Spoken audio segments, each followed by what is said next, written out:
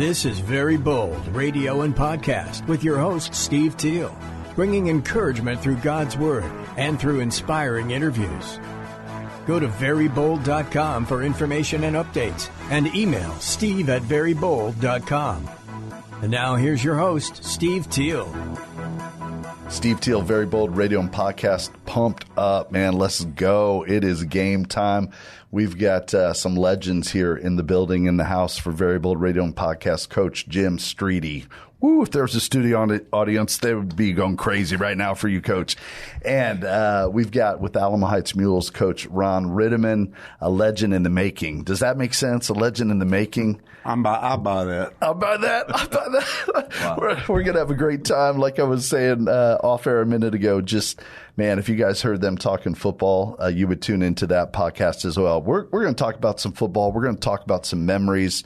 We're going to talk about some impact. We might talk about coaches' outreach. There's so many things we can talk about. I want to give a little background, and then I'm going to put you guys on the spot, as we like to do to coaches. In a minute, I'm going to let Coach Rittimann, you can introduce Coach Streety.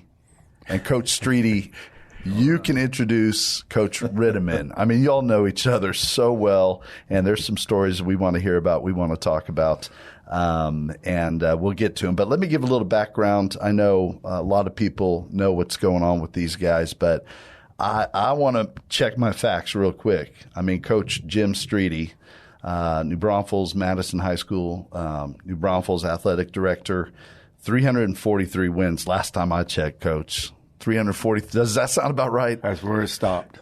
That's where it stopped. 343 wins. Last time I checked, that is the most wins in the Texas high school highest classification. Is that true? Did anybody catch you? That's not true. Yet. Not yet. I mean, so that's when I moved to Texas, that was 5A. Now that's 6A. I mean, that's incredible. That's amazing. 343 wins.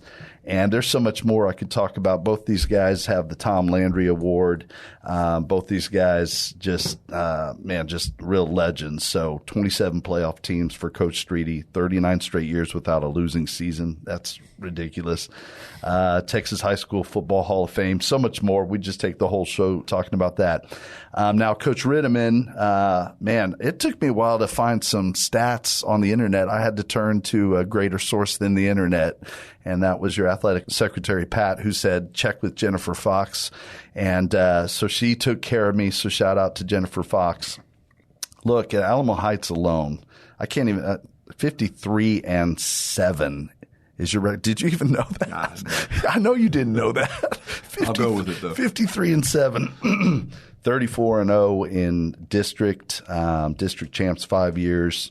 We got regional finals in 2021, regional semifinals, et cetera, et cetera. And then she also found, you cannot find this on the internet, but 74-59, 12 seasons at Johnson, 8 years playoffs, all the good stuff. So pretty phenomenal. Does that kind of sound like in the ballpark? I mean, I think she's got you. I'll go with that too. All right. Who's going to introduce who first? How do you why don't you introduce Coach Rittimann? What do you think? You ready? Oh, yeah. Shoot, yeah. Well, my first recollection of Coach Rittimann when he was a little snotty-nosed kid living down the street from me in New Braunfels. And, is that right? Absolutely. What? And, yeah. I was 5 years old. Yeah, he's 5 years old. No way. He's throwing rocks at my car when I'd go by to work and all that. They actually live right down the street from us. When I first came to New Braunfels. So I'm assuming that was by like 72, 73, something like that. Wow. Yeah. And, anyway, and then, life goes on and he goes to Canyon High School and I'm the coach at New Braunfels and then we have some pretty good, ball games there and Coach Rittimann was quarterback on the first Canyon team that beat the Unicorns. Wow. Yeah. Wow. I thought they were going to fire me after that game. Anyway, so I've known of Ron Rittimann for a long time, and then as it turned out, he ended up. You were student teaching at New Braunfels High School. Oh, was this 90, 91? spring of 91. Yeah. And lo and behold, that's when I came to Madison in the spring break of 1991.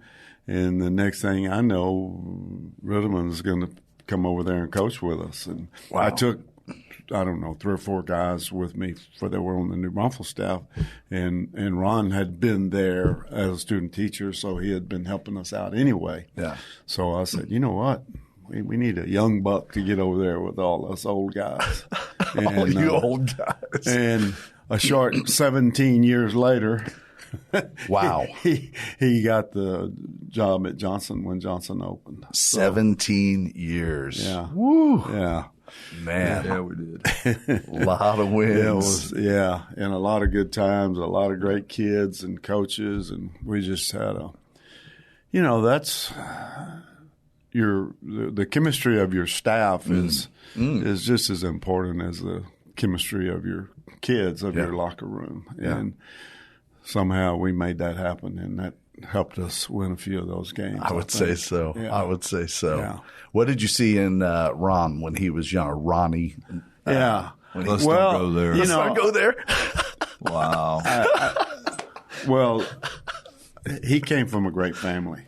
Okay. He had a good mom and daddy. Yeah. And it's hard to beat a good old German New Braunfels family that That's the truth. raises their kids the right way. And his entire family was well thought of. Yeah. And then So it's really your family that got you the job. That's No my doubt. takeaway. Hey, there's no doubt. That's my takeaway. But I just, I always like to have a little mix in the staff anyway. And of course, I was an old guy. I was 47 years old when we went to. Seems really young. Yeah, we went to Madison, and the guys that I took with me were all in their 40s. Coach Kingsbury and Coach Simmons, and Wow. so anyway, we got a young guy, and then the next thing we know, Glenn Mangold shows up, and he and Rittimann are buddies and roommates and single, and I lived through all of that. I lived through all of it. I survived all that. Survived all that. All right, Coach Rittimann, how do you introduce Coach Streety for us? Oh, wow. Well, there's not enough time to really do it the right way, but a lot of what he said, I've known Coach Streety since I was 5 years old. We moved to New Braunfels from San Antonio, my mom and dad and my 2 sisters, and happened to be on the same street. Yeah. But I'm telling you, that street was loaded with principals, head coaches, 3 quarterbacks that ended up going to camp. I mean, we just had a street. It was awesome. Great place to grow up. Okay. My mom still lives there 52 years later in that same house. And just great memories growing up. But Coach Streety was a strong influence in the whole community. And so I knew of him and thought highly of him, even though he was the opponent. He really was back in those days because he was at New Braunfels. And like I said, we grew up through Canyon. But I had such respect for him and how his teams performed, how they handled themselves. But it was more about what he did away from the campus and what he did in the community and in the town back in those days. He just had a great reputation. So I went through my time, got off to college, and then he called one day. Patty and I were sitting there and the phone rang, and he said, "Hey, I'm going to Madison and San Antonio. You want to go with us?" And I can remember going down and visiting with him and just say, "Yeah, Coach, I'll come try it for a year." And then 17 years later, and I'd have never left there. I thought I had the best job in the world. And that's a credit to – this is the introduction of Coach Streety, but it's a credit to him because for 17 years, I thought I had the best job in the world. I didn't even know he was abusing me and making me work hard and do all. He said, "I got the best job for you. You're going to coach football, basketball, and baseball." I went, "God, that's awesome," because that's what I played growing up. I thought this is perfect for me. Well, now I look back on it and go, "Wow, that's pretty impressive that we did those types of things back then." But I enjoyed the process of going through all those things and learning from him. Not just how you coach the game, but how you treat people, which is more valuable than the X's and O's. A lot of people can X and O on a board, but boy, it's getting that chemistry in the locker room or the chemistry in your staff to overachieve, and reach your full potential and go a little bit beyond. There's little secrets to that. Because like I said, you can go to a clinic and get all the X's and O's you want. So, but yeah, I jumped on board in 17 years, enjoyed every minute of it. But it was his leadership. It was the way he treated people, not just the coaches and athletes, the administration on campus, just the regular students, the parents, how he organized the booster club. I learned so many little things from him that I still use today in our program that I get positive feedback. And they go, God, Coach Rittimann, y'all are really good at doing something. I said, well, I learned it from the best. Let's put it that way. We still do home visits, which he taught me back in 1991. And to go spend 30 minutes at a parent's house to talk about their kids and your program speaks volumes for what you're doing and how you do it. So there's just a lot of things that interviewing coaches, he allowed me the ability to sit in on some interviews back in the days when I was a younger coach to see how he did it and types of questions he asked and what he was looking for. And it really helped in my career because one of the hardest things I've ever done is to go open a new school where you're interviewing 150 coaches and bringing personalities in for all the different things. But a lot of the questions were the same ones that I heard him ask coaches back in the day when we were hiring. So I've stole so many thoughts and ideas from this guy over the years that I'll owe him for the rest of my life. But it was just a blessing to get started back then when he called and to get on that staff. It's really shaped my career. Yeah.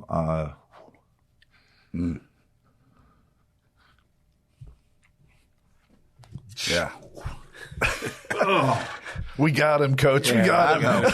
Well, we got him. Guys, you never know. It could have went a different way. There's no telling what it would have looked like if I hadn't gotten that call or accepted that position at that time. And I can look back now and go, what one of the best decisions I ever made in my life. Man, that is powerful. Me too. Yeah. Same. Yeah. We'll talk about that some if you don't mind. 17 years. Yeah. That's a pretty good chunk of time to work together. What made him such a great assistant and offensive coordinator, and when you look back? And I know he's a head coach now, so it's totally different. Well, but we're just going back. It all starts with the relations that you have with the kids. If you can't establish a personal relationship with the kids, you got a long way to go. I think he was a personable guy with the kids. He was a young guy just out of college, and at the same time he knew how to coach too. He knew what to do, and that just grew. And he was a position coach for a few years, not very many. And then I tricked him. You tricked him again? I said, if I'm going to keep Rittimann around here, I better let him start calling the plays. And so I don't know, what was that? After 2 or 3 years, something like that. Yeah. And that was probably one of the smartest moves I ever made, because I was scared all the time calling plays. And he wasn't. he didn't mind. He's a gunslinger. He didn't mind going for it. Listening to the people in the stand, go for it. 3rd and 2 on your own 35-yard line. I'm getting the kicking team out there, and he's going for it. But no, he brought a lot to the table in calling plays, and was a lot better at it than I ever was. Well, okay. Both these guys are so humble that we're going to have a hard time getting one of them to say, no, actually, I was a little better at that than the other one. So that's not going to happen. But man, you guys have had obviously such illustrious careers. I mean, amazing. And so I know some people watching, probably want to talk about the Unicorns. Some people probably want to talk about, Alamo Heights, and we can get to that some, but I also just want to go back to some of those Madison days, maybe a story behind the scenes of some special memories or something that you guys shared that maybe not everybody knows. I know your closest friends know, but man, do you have, what comes out? Coach Rittimann, does something come to you? Well, I mean, I know there's a lot, right? I have a ton of great memories, and not just always at games or football related. We spent a lot of time just because we really did become great friends, just doing stuff away from school and away. Coach Streety was always good about building those relationships with the staffs, and so we had a kickoff picnic at the beginning of the year at Landa Park, and so there's just so many good times. We had such a great staff, and back then we all had little kids or whatever, and we were just in a different phase of our lives. But man, you look forward to spending time together away from the school, which it's not like that everywhere. It's not like that on every staff, and so I just again was blessed to be part of that, and so I probably have one bad memory of my whole 17 years at Madison High School, but I have a million of great memories, and it does. It starts with this guy, but it filtered through the staff, it filtered through the kids. It was just fun to go to practice. It was fun to go up there on Saturday morning, watch video together. It was fun to just anything we were doing. You just never dreaded driving to work, and I just felt fortunate that for 17 years I felt that way. And like I said, it never would have changed for me had it not been for just a different opportunity, basically. But I got nothing but great memories. A lot of games that, maybe you weren't supposed to win, but because of our team chemistry and our staff, and we had some really great coaches on our staff back in those days, we found ways to win games that maybe we weren't even supposed to win. So that's the stuff I'll always remember. Is there a game for you that pops, and I know you both share that one bad memory I think that you're probably talking about, and we'll get real emotional if we talk about that too much. So we'll let y'all know in case somebody doesn't know the story and is thinking, well, what's that one bad memory? That sounds it's a hard story. So maybe can you just give a quick, just for somebody who doesn't know what you're talking about? I mean, you're talking about David Edwards. Right? So in 2003, in a playoff game against Austin Westlake, we had a great kid on our team that just embodied what Madison Mavericks were all about, and just because he was playing with great effort, and he made a play and he injured himself, that led to he was paralyzed, and just that's the part of the game that you just hate. And I think we all, but I'm gonna go back to Coach Streety. You talk about a mentor. He handled that as well as anybody could have, and we had the right guy as the head coach to take care of that during that time. I learned a lot about how you handle adversity, and bad things happen to good people. Bad things happen to teams. Bad things happen, and you have a choice to make at that point how you're going to handle it as the leader. And I gained so much respect for him. Just again, there's no book written on how you handle these things. But he was committed to doing it the right way, whatever that was, and it filtered through our whole program and really turned into, I don't want to say it turned into a positive, but turned into a great learning experience for a lot of people. But it's the one day in 17 years I'd do over again if I could. Right, for sure. Man, well, when you look at that and you talk about Coach Streety handling it the right way, I mean, what did that look like? Maybe from your point of view, what did you do? I mean, there was no book written. There was no coach you really could call up and say, hey, what do I do now? What did you do? No, I just prayed a lot. I remember, after that game, I got on the bus and you guys headed back to San Antonio, and I headed to the hospital where David was, and found out really how bad it was right away. The neurosurgeon took me in there and showed me where David was, and showed me the X-rays and all, and he told me right then what we were facing.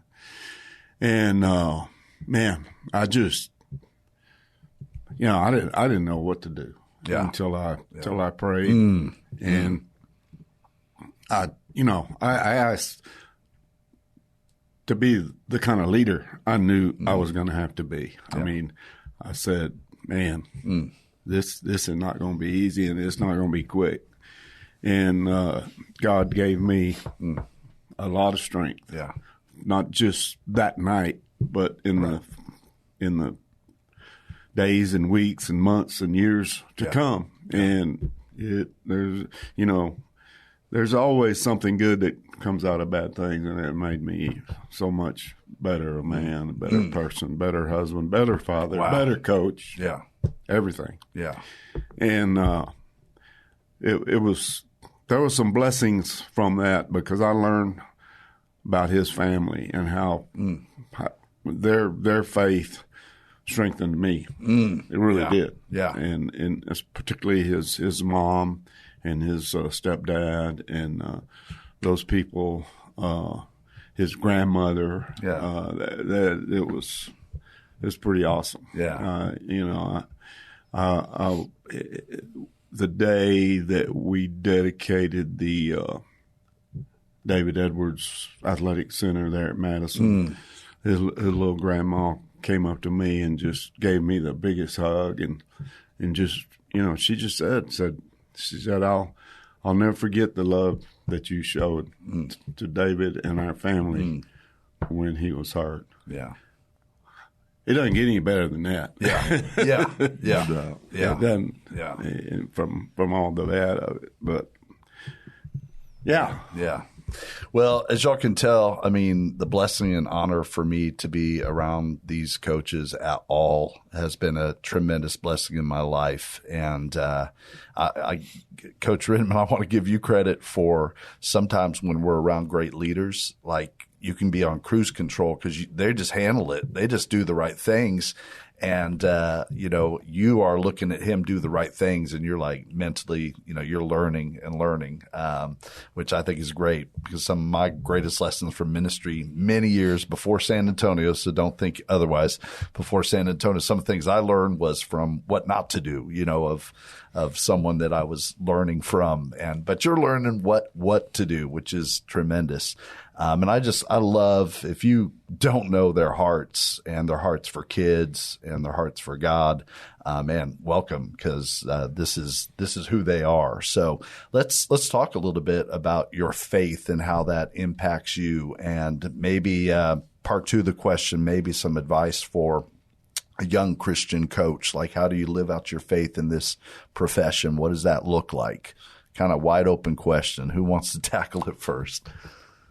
Let Ron kick this one off. I think, again, from his example, though, is just model it every day.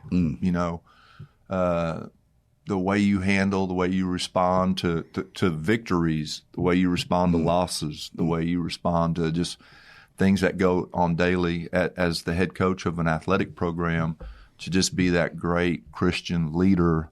Not that we don't make mistakes too. Right. But I promise I'm the worst. I mess up a lot, but to ask for forgiveness, to try to do it the right way, try to be a great leader, to invite the athletes or the kids or the athletes to come and share their concerns with you. Come into your office, and I got a Bible sitting on the front corner of my desk. It's been there ever since I've been a head coach, because I don't want anybody to walk in to ever question it or wonder where I am with that. And I'm hoping by my actions and my words that they know that.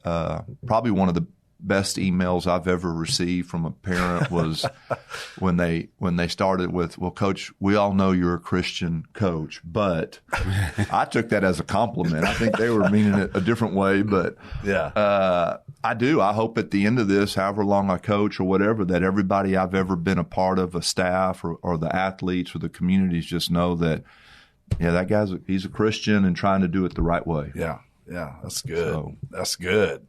All right, Coach Streety. I guess to expand on that a little bit, I've always thought that we started the Fellowship of Christian Athletes in New Braunfels in like 1970. Yeah, and I think that's been a big part of what we've done. Another thing is team devotionals, which you're very familiar with how we did that. I am. And I just and we all know, and because you were there. That's about the only time some of those guys ever hear anything about a relationship with Christ. They don't go to church. Some of them do. A lot of them do. But a lot of them don't. And I've just always thought that was just another way that we could maybe influence their thinking a little bit. And then on the coaches end up this coaches outreach. We started coaches outreach at Madison. I don't know, maybe the last 7 or 8 years we were there. And then would that have been around 2003 or so? Would that have been around there? Yes. Because, you were recruiting me to be the leader of that group, and we just ran into some red tape, so I didn't get to come on board, but I remember going through that process. Yeah. Of course, Coaches Outreach is now reaching 8,000 coaches across America, but when they came to San Antonio, they called one coach, Coach Streety. So. And that, I tell you, that we continue that in New Braunfels, and this year, I took over leading the study. And how about that? And we had a guy that led the study there for years. He was leading the study before I came there 10 years ago, and then all of a sudden this year in the summer, he emails me and say, "Hey, you're retired. It's time for you to run with this," and it's been great. And the one thing that has helped me is when I was a part of the group. Yeah. If I didn't get something, I'd just say, "Well, somebody else," because we just go around the table, Yeah. And I said, "The next guy will get that." But now I'm leading it. I said, well, I need to have some kind of response if it comes up that someone might have a question about this. But I'm really enjoyed that. But man, that's awesome. It's just been a lifetime of trying to do the right things and grow. Yeah, and that's where I am right now. I'm still trying to grow a little bit. Yeah, you and me both. You and me both. Coach Rittimann, you want to talk about Coaches Outreach or anything? Absolutely. No, we've got a really good group. It's the hour of the week I look forward to probably more so than any. And kind of to what Coach Streety has talked about, when I do my study and I think I have the answers to it, I've kind of quit writing down my own answers now because I love to hear these younger coaches, what they're getting out of it. And the way they interpret it and what I just, like, I can listen to them talk all day. Yeah. And so it's changed the way I study the Bible. It's changed the way I do my Coaches Outreach study. We've been doing it. We started it in 2008 when we opened Johnson. And we had Rick Stewart who came in and led it for, 5 or 6 years or so. And then he moved to Oklahoma, and then we recruited Steve Teel to come lead it, who's been, it's probably been 10 years now or so. I don't know. But we've done a study in the fall and a study in the spring. So I think it's been, this is our 34th one or something like that. That's crazy. We've been doing it for a long time, which it's been awesome. But the coaches get a lot out of it, and I can see them growing and maturing in their faith as well as they're becoming better coaches, I think, because of it. Tell us about that. How do they become better coaches? Because I agree, but I want to hear from actual coaches. I think their heart changes. Okay. And so the way they talk to the kids, the way they address the kids, the way they communicate with each other, I think it's just a different level of maybe respect, a different level of caring. Yeah. And really, it's just cool to see, just like we all do, and like Coach has already said, like, I've been doing this a while, but I still feel like I'm a sponge. Like I'm learning. Yeah. I learn more football every day. I learn about, things to do in a leadership role. And my faith is growing every day just because we're in the Word and we do talk about it. Yeah. And it's so cool to be able to have those conversations with not only with the athletes in your program, but when the coaches walk in and say, "Coach, I'm struggling with something. Can we talk about this?" Yeah. Absolutely. Yeah. Because again, I'm learning probably as much, if not more, from them than they are ever from me. So it's been cool, and it's a big part of our program and how we do it and what we do, and it's had a positive influence on us. Yeah, that's great. That's great. All right. I got to be mindful here. I got 12:08. You got practice, Coach. We're all right. Keep going. We're all right. Keep going. I know what to do.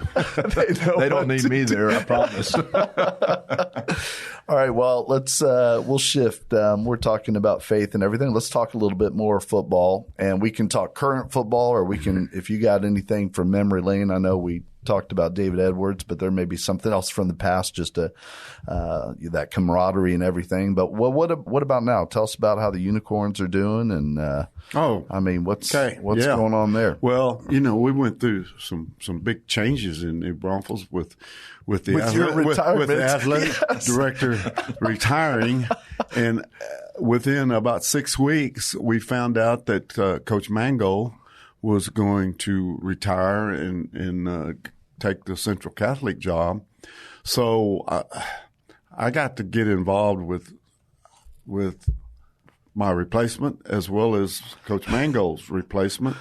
And so, we got that done, and lo and behold, we got some great people. That's great. We hired Richard Mendoza as our athletic director, and he was the principal at Judson High School, and of course before that he was the head coach at Veterans Memorial, and the head before that offensive coordinator at East Central, and before that coached at Judson, and so he was under the influence of some really good people at Judson, obviously with Coach Rutledge and Coach Rackley, and then had experience as a middle school coach, a high school coach, a coordinator, a head coach, and a high school principal. And we opened a new Long Creek High School. Man. And he had opened Veterans Memorial. He had opened Wagner with Pete Gibbons. Okay. He went to Wagner with Pete Gibbons, and then he opened. So he had opened 2 new schools. He was absolutely the perfect guy for that. And then we went about and hired Brad Mulder as the new Unicorn coach, and he has done a fantastic job. He really has. And by fate, somehow, he got to bring several guys with him. He had been at Lavernia for 2 years, and he brought some guys with him, and they've just they've hit it off really well. And we lost a couple of district games to Piper and Smithson Valley. That's a tough district. Yeah, we were tied with Piper at half, and we were ahead of Smithson Valley at half. And I started to go turn the lights out, and then came the second half, and we lost both of those games. But we had a pretty good team. Not bad. We're really doing. We'll be playing. We finished with Wagner this week, and then we'll play Jay in the first playoff game. Okay. So we're looking forward to that. Is that a young team, an experienced team? No, we're kind of young. Okay. Yeah, we are. Wow. We have a really good Clayton Nampkin, a senior quarterback, who's really good, and we've got a senior receiver, but our running back and our other 2 receivers are all young. Running back's a sophomore, and one of the receivers is a sophomore, and one of them's a junior, and we've got like two or three underclassmen in the offensive line. So, yeah, he's got a good group coming back. We are more experienced defensively. I think we've only got about 4 underclassmen on defense. Okay. But anyway, on a side note, our defensive coordinator is a guy named Charlie Bunch who played for us at Madison. Is that right? Yeah. Oh man, okay, I love that. But anyway, no, we're feeling good. We're gonna experience that our enrollment is going to go down for the next couple of years because of the new school. Yeah. So we're going to have to adjust to that, and I think Coach Mulder, having experience at a smaller school where they had less guys, I think that's going to really help us because as we work through this, we're going to have some guys play both ways a little bit. Okay, I see that kind of stuff. Yeah. We have not done that, and we always maybe had some guys that would cross over in case when we had a bunch of injuries and stuff, but. anyway. Will you? This is a little dangerous question, but I know you'll handle it. But with Long Creek, I mean, will you, like kind of go back and forth supporting both schools, or are you just unicorns all the way? No, Sorry. I'm on support. I'm on to support both of them. In fact, I've been to a couple of their games when they play. They've played on Thursday nights a couple of times at Unicorn Stadium. And I've gone up and we hired a great guy for that job too, Adam Harvey, who was at Clemens as one of the assistants. And he brought in some really good coaches too. They're going to be fine, but they just have freshmen and sophomores right now, and next year they'll have freshmen, sophomores, and juniors. So they're actually, there's a chance that when all of this shakes out, they could be bigger than New Braunfels High School. Oh wow! Because that side of town is growing more than the New Braunfels. The Interstate 35 is the divider between the schools. West of Interstate 35 is New Braunfels. East of Interstate 35 is Long Creek. All right. So, Veramendi, though, I mean, that's Veramendi's on our side. It is. And then there's another big subdivision. Our side. Well, that's the side I'm on. Let me put it that way. But that development is a lot slower than the subdivisions that are going just in popping up on the other side that are and there's more of them, so there's going to be they're going to be as big, if not bigger, than New Braunfels in a couple of years. How much time do you get to know, Coach Rittimann and I were talking about, just in this region, which teams are the strongest that they might run into or whatever? I mean, you know a lot about Texas high school football when you look at kind of the playoffs and stuff. Or some of the schools that stand out to you that y'all might face? Or our district is going to go west and south as opposed to what we've been doing. We've been going and running into the Austin, the West Lakes, and the Lake Travises. So we hope that works out a little better for us. But, there's some really Edinburgh, Vela, and Flower Bluff and PSJA North are all really strong. South Texas Valley. I'm talking 5A now. I'm 5A teams. And so as well as, Jay was undefeated until last week, and then Southwest is still undefeated. So that's who our district. That's who our district matches up with at first, and then we go south instead of going north. So we're hoping that's better. We'll see. We'll see. All right, Coach Rittimann, talk to us about the Mules, and it seems to be going pretty good. 34-0 in district the last 5 years. That's pretty good. That's kind of hard to do much better than that. That sets that bar pretty high. It does. He's kind of created a monster down there.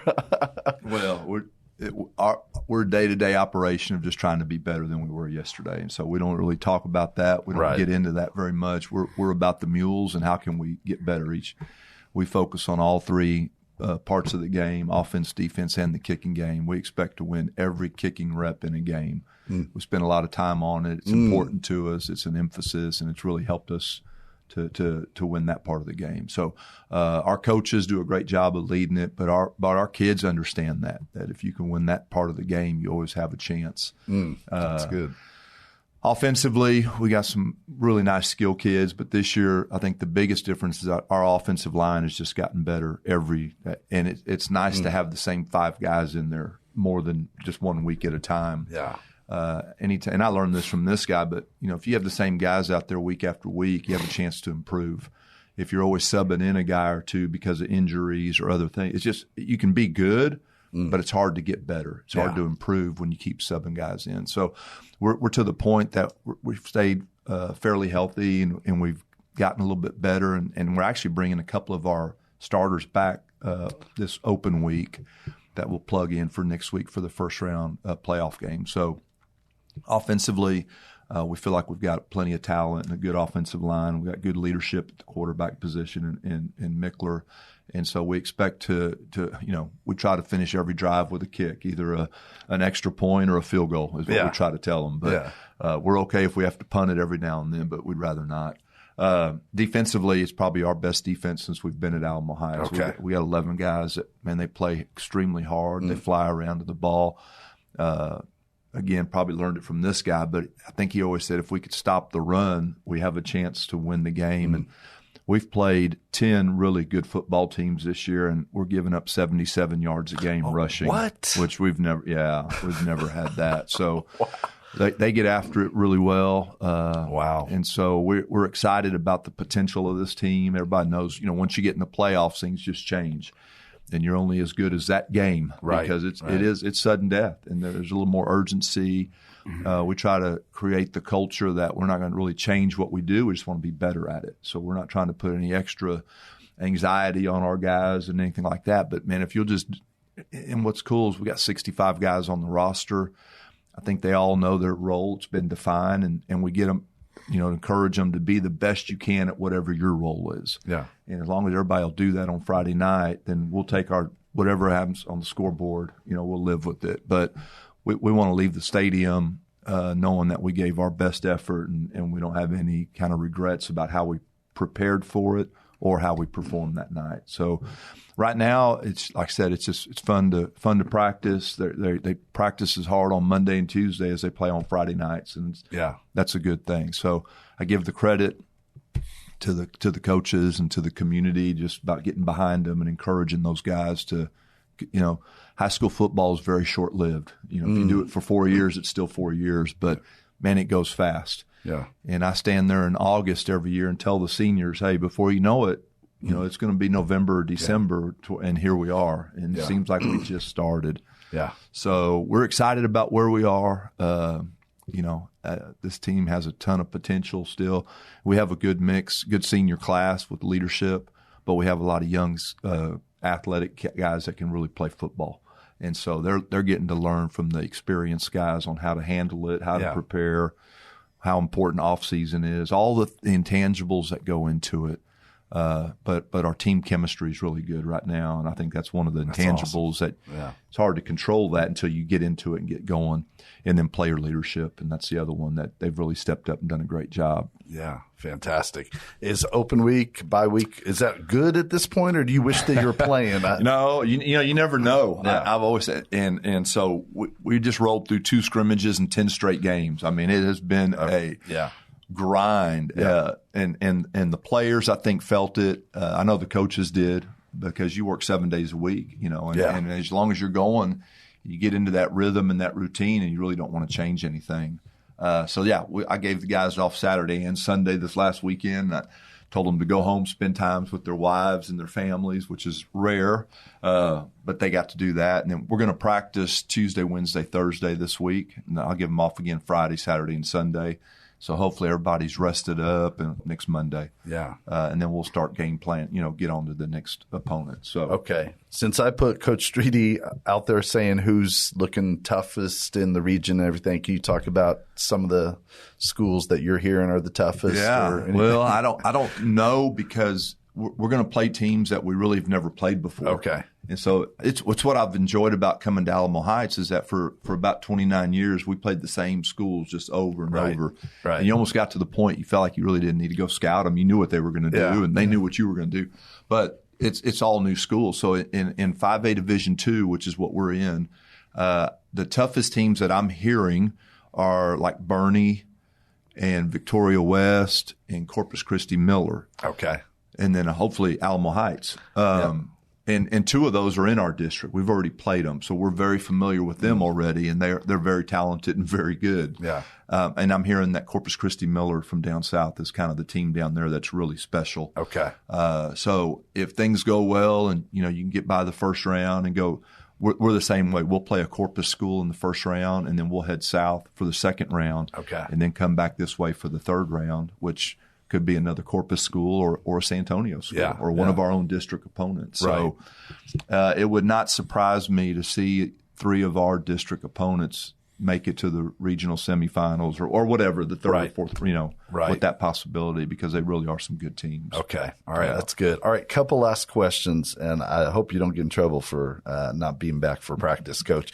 But you are the boss, so I mean, we ought to be all right there. Here's my couple last questions, man. One of the things about going back to Madison days, and this is going to sound silly, but this is the one thing I bring up, is the kickoff return. Like, because then whenever I see that kickoff return anywhere else, I feel like it came from, you guys at Madison. I don't know. Maybe you got it from somewhere else, but where did that come from? And one of you just describe what I'm talking about with the reverse. Yeah, I'll do that. All right. So when we got to Madison in 91, they had a reverse return. And I may not know all the details, Coach Streety, but Randy Smith was our offensive line coach at the time, and he was the one that kind of had it like, this is what it is. But we took it and actually changed the formation a little bit. Okay. Instead of being a 5-3-3, we went to a 5-2-2-2. Okay. And so instead of doubling 2 and kicking out 1, we doubled 3 and kick out 1 and 2. And we just changed it up a little bit to fit more to our kids that we had. And so I'll be honest with you, we've run that kickoff return since 1991, and we still run it today. Yes. And we're not changing it. Yeah. And everybody we play knows that we run it. But I will tell you, I haven't tracked it all. I wish I could, but I would imagine that we probably average 3 to 4 kickoff returns for touchdowns every year. That's crazy. So if you do the math on that, that's crazy. It's a bunch. It's a lot. The other part of that that's really helped is that a lot of teams just choose not to kick it deep to you, but so you get good field position out of it. Yeah. And so that's where we are, and that's why I don't think we'll ever change. I've got some new guys on our staff now that I'm at Heights that we've been running it for the 5 years we've been at Heights. We ran it at Johnson the whole time as well, but they just love it. They think it's cool. This is the craziest thing. And I'll share a little bit. Dan Lanning was in my office, the Oregon head football coach, Michael Terry, and he said, "Coach, what do you do?" I said, "Well, honestly, I do more special teams now." And he said, "Well, what's one thing you could show?" So I drew up our kickoff return on the board, and he goes, "We're putting that in." And so I thought he was joking. Well, about 2 days later, I got a call from their special teams coordinator at Oregon. We did a Zoom for about an hour, and I drew it up and talked him through it, and then Lanning texted me a couple of weeks ago, like on a Saturday morning, goes, "Hey, we're running your return tonight." So, and I don't know if they ever did, because, in the college game now, they all kick it out of the back of the end zone. Yeah, so, they don't get much chance. But I know they have it. I don't know if they've even run it yet this year, but he told me back then that they were going to do it, and they've got it in. So, I don't know. It's just cool that something that started back in the day, in 1991 at Madison has really kind of helped. Yeah. It's helped us win a lot of games over the years, and it's spread. I've had several other colleges that have run it over the years, so it's kind of cool to see it on TV on Saturday afternoon. That's pretty cool. Why is it so effective? Because why is it so effective? Well, it always helps if you have somebody, one of those two guys, or those two guys back in the back that are real fast. Okay, if you can run fast, you can do it. And it's even better if they can run fast and make somebody miss in case they have to make somebody miss. But it's I don't know. It's just people, they get caught up in the guys crossing, and I think to be most effective, the guy that doesn't get the ball, he's got to keep running like he's got the ball. Yeah. Because it causes a little bit of hesitation, which makes your double team easier, and it might help your kick out guys get there. And we've been accused of holding on that double team by a few coaches whose name I won't mention. But it was a lot of fun, and the kids loved it too. The kids do. Yeah. Okay. They want to be out there. And it's like if they choose to pooch it, then you fair catch it, and you get the ball you get good field position anyway. Yeah. So. Right. All right. Well, we'll shift. This will be there's about 100 other questions I could ask, but I want to go to family, and I know for me, and I know your wives are so special to y'all and your kids, so I want to hear about them and their role in all of this, because I know it's a family deal. So I'll just shout out to my wife, because I know I can't do anything without her at my side. And so shout out to Chris. I love you very much. Man, So talk to us about your wives, your families, and what they mean to you and all of this in your careers. I know they're a huge part of it. Who wants to take this one first? I'll roll with this. Okay. Since I got 58 years of experience. 58 years. Hey, that's going to be my follow-up question, is some marriage advice for some of these coaches too. Yeah. But you start with Janie. Tell us about that. Well, 58 years. Yeah. Well, I'll 58 years takes a long time because I've known he and Patty since long before they were married. Yeah. But we got married. I was just out of school. I was in grad school. Janie was still in school, and then she got out of school and started teaching, and then she was a career elementary school teacher, and she's just an awesome coach's wife for a lot of reasons. One of which, I'm not saying she didn't care if we won or lost, but it was okay if we didn't win every day. Yeah, it was still, and we never really had a lot of discussions about games and why we won or why we didn't win. But she was always there to support the staff. If we were going to have a staff get together, if she was going to be all in for that, and she was going to have all the wives sitting up there at the games, and she never really paid a lot of attention to people that would criticize us. I don't. That's a gift. If she did, she didn't share too much of it with me. Yeah. Really. But anyway, we're so proud of our kids too. We got 2 kids that have just turned out great. Yeah. And of course, I mentioned our daughter Kimber and her family live in New Braunfels, and they have 2 boys. Our son Stephen lives in Houston, and he adopted 3 boys. Wow. When they were 12, 14, That's and 16 awesome. years old. Wow. And have raised those boys. Wow. He's had them probably about 14 years about 14 years, because the oldest one's 30. And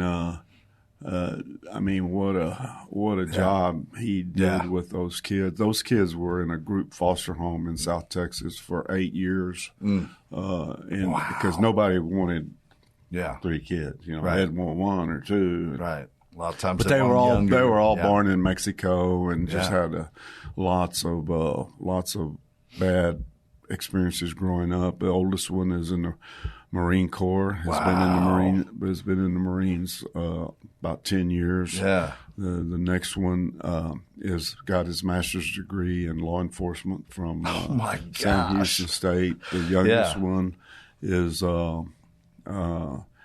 got his degree in computer science from U of H, and it just doing great. So Stephen's an empty nester now. How about that?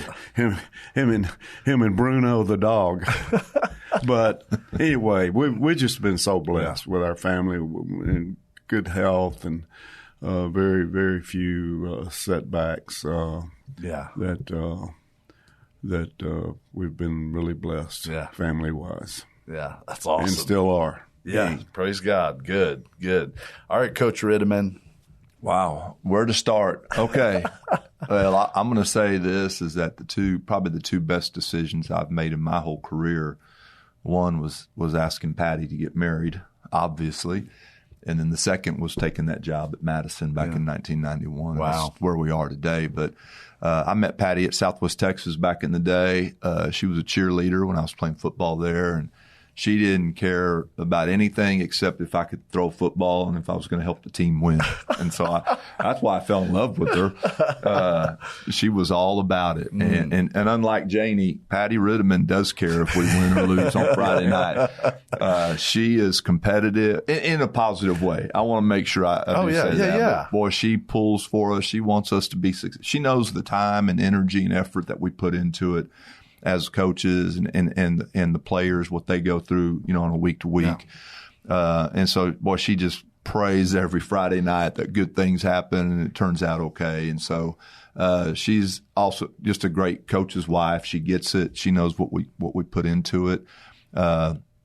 I might be the only head coach in the state of Texas that actually took his wife to the interview with the school board to get hired at Alamo Heights. How cool is that? She sat at the end of the table with me because we use the word we. And so when I asked, Coach, are you interested in coming? I said, well, if we're going to come over here, we both got to buy into this and both want to do it. And so, she sat right there. So I don't know if she's the only one, but she's probably one of the few. Yeah. But she's been very supportive of just everything that we do. She's she's big on, we have after game parties at our house every home game we have, and the whole staff shows up with their wives, and there's about 20 little kids running around our house on Friday nights after the game. Yeah. And those are just the memories that they'll remember forever. Right. And it just bonds our staff even closer. And I give Patty the credit for all that stuff. She does all that. She's good at it, and she works really hard to make sure everybody has a good time and does that for us. And then Hunter, and Patty and I have been married 30 years. We're not quite to 58, but we're working towards it. Yes. We're at 30 right now, and it's been 30 great years. So our son Hunter, proud of him. He graduated from Johnson High School when we were coaching over there, and led that team to the state semifinals that year, which those were the memories I'll never forget. Probably overachieved and did some great things that year. And then he went on to play at Texas Tech for Cliff Kingsbury, who I coached with at Madison in 91. Tim Kingsbury was our defensive coordinator. Right. So it's kind of a small world there. But Hunter graduated from Tech, and then he is now coaching also. He's finishing he's at year 7 right now at UTSA with Jeff Traylor. And year 7. We're so supportive of what they're doing, and how I think the world of Coach Traylor.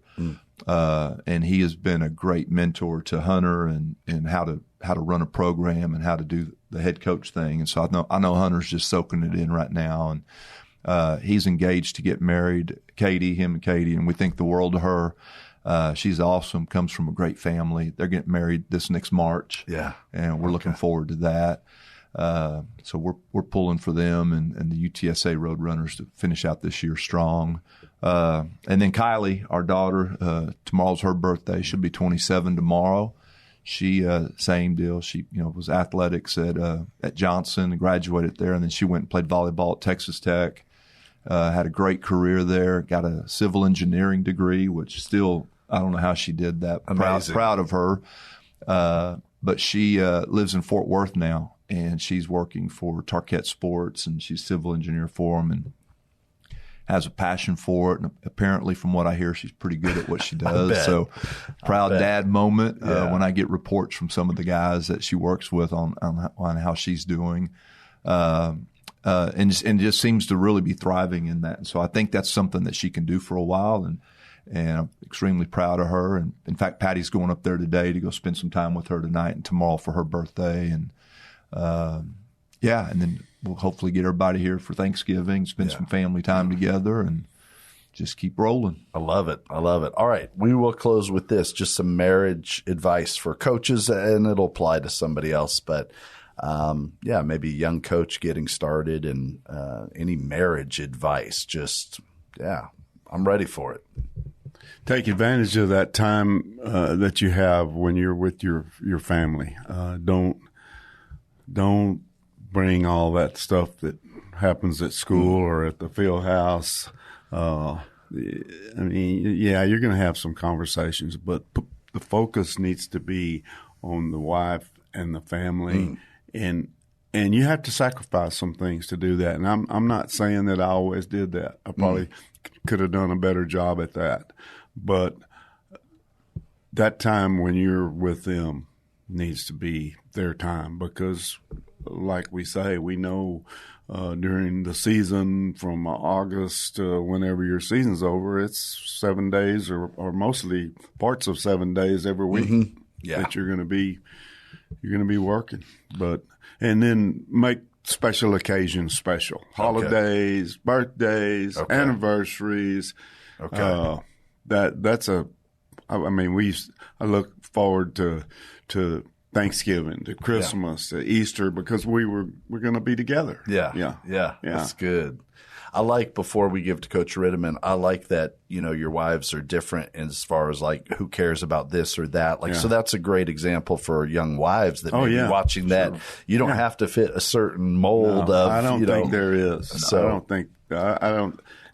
think there is. But you better be special. But you better be special. If you're going to be a coach's wife, you better be special. And honestly, I've seen some young coaches give it up because their wives just couldn't buy into that lifestyle. Yeah. They couldn't buy in to him being gone as much as he's gone. Yeah. And she would make life miserable for him. So and he'd go on and do something else. But that's they got to buy into it, and whatever their approach to what happens may be. Yeah.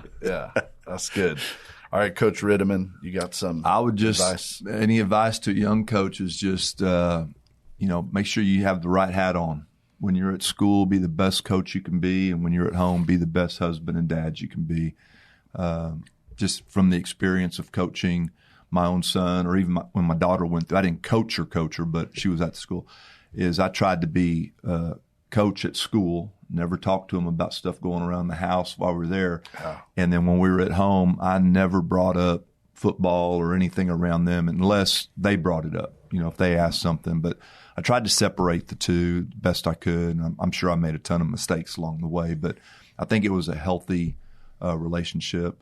But the other part that I would say is just, you don't have to be perfect, but you got to be present. And so, and I learned this from Coach Streety, man, when practice was over, we didn't stick around for 2 or 3 hours and have meeting after meeting after meeting. Okay. When it was over, you were go home and actually go home. Yeah. Spend time with your kids before they go to bed. Spend time with your wife and be present through it all. Yeah. I think that's been the best thing that I've done in my career over the years to try to balance the work life with the home life. And, everybody's got the same 24 hours a day, and it's really about what you do with it. Yeah. And so for any young coach, man, it can be done, and it can be done in a great way where you have a great experience, that your coaching career can thrive, but your family life can thrive as well if you balance it out really well. Yeah. So, but to a coach's point, sometimes you got to sacrifice. Maybe you don't get to go play golf on that Saturday off. Yeah. Maybe that's just time you spend with your family. To me, it was a no-brainer, right? And the right thing to do. But that's what I'm saying. There's enough time to really get it all done. Yeah, that's good stuff. All right, I know I'm the king of one more question, but is there anything you guys just want to say just to close it out? That's just wide open. I mean, anything you just want to close with? You got anything, Streety? Janie and I had this conversation this morning about you and what you've done, and she said, well, how did you ever know Steve Teel? So I gave her the history, and she knows what a great guy you are. I didn't have to sell her on that, but the things that you did. The influence that you had, and all the times you did the devotionals for us at Madison, you made a difference with some people too. Me being one of them. Thank you. No. I really, really appreciate that. It's funny because one of the first times I got to meet you was what I would call, I gave the worst football chapel I've ever seen or given. I'm just glad I didn't get an invite the next year, but the following year I did. Yeah. So I got it figured out eventually, kind of, sort of. So no, I appreciate you so much. And thank you and Janie just for who you are for Christ, who you are in Christ. And man, the lives like, was talking about off air, I think just that you guys have impacted and your families have impacted. It is going to be a fun, special day in heaven down the road when we get to see just all the lives that you've impacted, the families, the generations that have been impacted by your leadership and your love. I mean, that goes for both of you and your families. So, and the light that you are for Jesus Christ, man. Whew, let's go. She did ask how she gets to see this. So okay, yeah, so okay, she is, all right. She does want to. Okay, good. I'll tag her later on Facebook. All right, Coach Rittimann, what do you want to close with? Well, I got two things. One, I want to echo what Coach Streety said. I appreciate everything that you've done, Mr. Teel. You and I have been friends for a long, long time, but really I'm sitting here with two of my mentors right here. I've always looked at Coach Streety as a great mentor in my coaching career, but also about, taking care of your families and doing those things, but also for you just in my spiritual walk, my faith over the years and things that you've taught me and showed me over the years. So I give you a lot of the credit for that. And I appreciate just you being a good friend and good mentor through all these years. And then I do have one question I want to ask Coach Streety. Oh, yes. Oh, man, I forgot. I'm so glad you said that. At Bible study, I told Coach Rittimann, I'm going to let him ask you a question, and you can have one back. So, yeah, I'm so glad you said that, Coach. Here's my question, Coach Streety. What would you tell yourself when you were 57 years old that you know now, the advice you would give yourself when you were 57? Oh, man, that's a good one. Man, all right. Oh, man. Well, if you are in a place, I'm talking about your work, okay? And it doesn't have to be coaching. If you're in a place that you really like, and they like you for the most part, and you have a chance to be successful, be there. I like it. Be there. That's good. I like it. I never, ever thought I would coach till I was 70 years old. But I can tell you, the last day I coached, I loved it. Yeah, I did. No doubt. And I was at a place that I liked. Mm-hmm. They liked me most of the time. We had a chance to be successful. Why go here or there or over there or somewhere else or gripe about something that's not all that important? Yeah.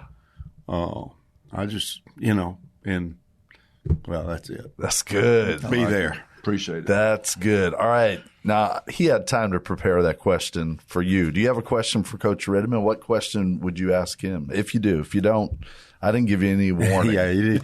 Yeah. So I'm so glad you brought that up, though, Coach Rittimann. My gosh.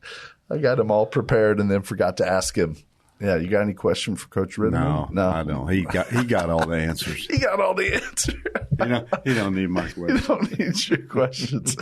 Well, I appreciate y'all, and man, I appreciate the leadership. I've learned so much from watching y'all, learning from y'all. That is, I finally did learn some things, not just about what not to do, but getting to watch you guys lead has been like a master class in leadership. So I really appreciate it.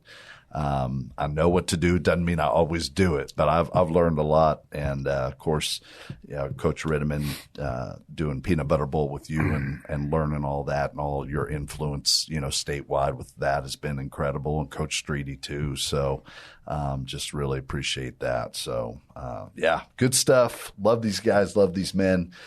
Great example. And, I'm going to lean in one time to see who I got there. Coach Moreno. Lee Volunteers. How you doing, man? How you doing? There's a good young coach right there. Good young coach. Watch out. All right. Steve Teel, Very Bold Radio and Podcast, Coach Jim Streety, Coach Ron Rittimann. Two great men of faith, men of God, and a blessing and honor in my life. And so many lives. So just really can't say it enough. Just appreciate you guys. So they're being very bold in their faith. I hope you took some of the lessons I've been taking. They are being very bold in their faith, and being very bold in our faith means you got to remember who Jesus is and what he's done for you. He died for you. He laid his life down for you. It wasn't for no reason. It was so that you can be reconciled to God, so that you can have forgiveness of sins, a new life, that you can have the Holy Spirit within you, that you have gifts that you don't even know that you have. They're there. And they're ready to go. So, man, and a new heaven, new earth, new resurrection body, all that stuff down the road. And we are going to have just a great celebration. It's going to be a celebration. And I know in the Bible, good news, man, it talks a lot of times about that celebration as a feast. So, we're going to have some good food. Just watch out. We're going to have some good food. It's going to be a great time. I want you to be there. So I don't know where you are with Jesus Christ today, but even right now, you can surrender your life. You can say, Jesus, I need you. I need that forgiveness. I know I've been missing something, and I'm telling you right now, it is Jesus Christ. That's what you're missing. You call out to him. He will save you. He will change your life. You will see it. You will be a new creation, and your world is going to be turned upside down in the best way. So that's me being very bold. The Apostle Paul put it this way. We'll close and give me a second break on that, Mark, as we close out. And great job as always, buddy. 2 Corinthians 3:12, Paul said this, therefore, since we have such a hope, we are very bold. Very Bold Radio and Podcast with your host, Steve Teel, bringing encouragement through God's Word and through inspiring interviews. Go to verybold.com for information and updates, and email steve@verybold.com.